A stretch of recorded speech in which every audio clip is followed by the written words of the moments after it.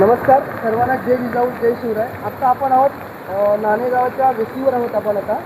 आणि आपण बघतो हा ब्रिज जो आहे, हा ब्रिजवरनं पूर्ण पाणी चाललेलं आहे. काही कामगार जे आहेत, रोज कामावर जाणारे आहेत, जॉबसाठी जाणारे, ते याच्यामुळे अडकून पडले. त्यांची काही प्रतिक्रिया बघूया.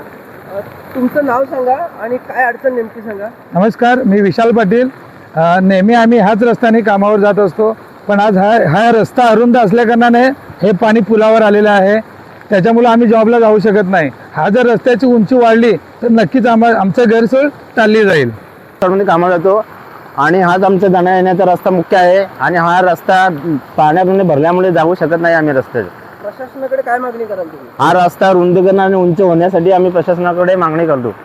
बघा, या नेहमीचाच प्रश्न आहे. 4 महिने पावसाळ्यामध्ये बराच वेळा हा ब्रिज बुडतोय, त्याच्यामुळे बराचसा नाणेगावचा संपर्क तुटतोय.